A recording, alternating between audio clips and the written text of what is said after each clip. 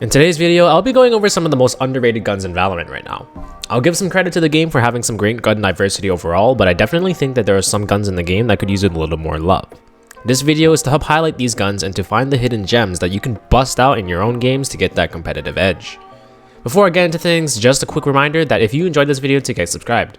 It's free and you can always unsub again if you'd like.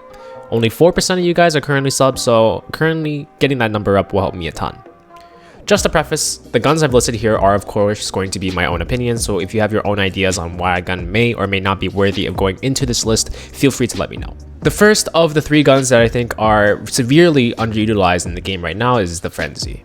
The Frenzy is an absolute banger for the mere 400 credits it costs, and especially strong in the pistol round, where it is able to fully flex its muscles.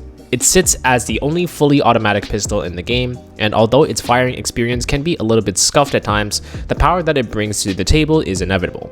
Firing at 6.75 bullets and carrying a similar damage per shot to the SMGs in the game, the Frenzy is able to pack a huge punch as an eco weapon, easily being able to contest much bigger guns in the game. The main trade-off to the Frenzy, of course, is its inability to work at longer ranges, but when you're paying so little for it, you really couldn't be asking for much more from the gun.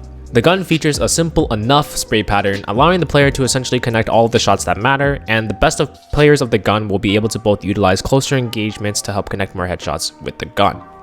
I always say that the Frenzy is not really a pistol because it really isn't. It's just a wild SMG shoved into the body of a pistol. By far, the most dominant way to utilize the Frenzy is in the pistol round, where purchasing it will ensure that you have the strongest 1v1 gun in the game.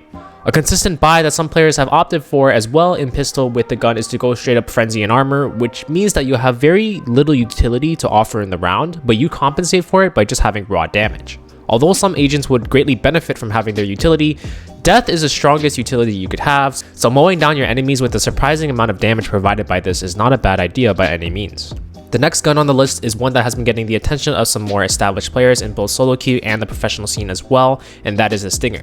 The Stinger is the second cheapest fully automatic weapon behind the Frenzy, and much like the Frenzy, is extremely underrated for its ability to tackle much more expensive guns for a really low price tag. If you guys thought the Frenzy was strong for this purpose, the Stinger takes this even further. Costing only 100 credits yet having the fastest fire rate in the game, the Stinger is also great for both anti-eco and eco rounds alike.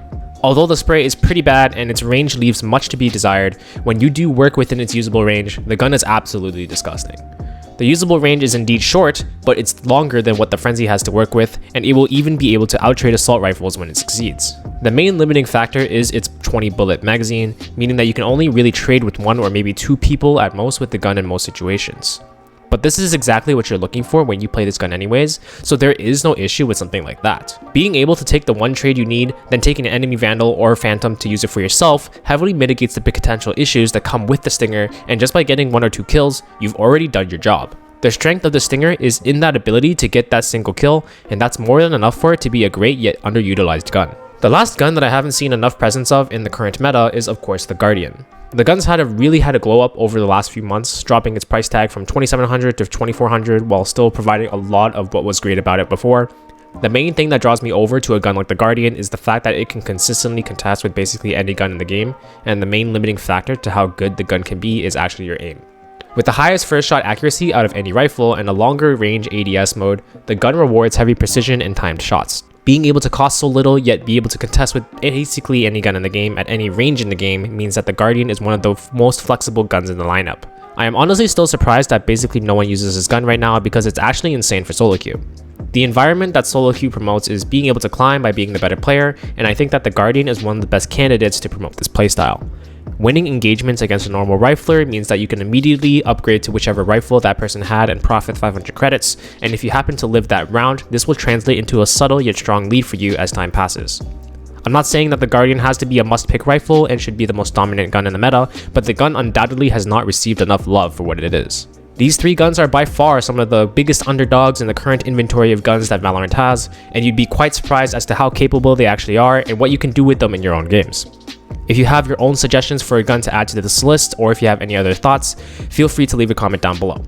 Other than that, hope this video helps you out, and stay fresh.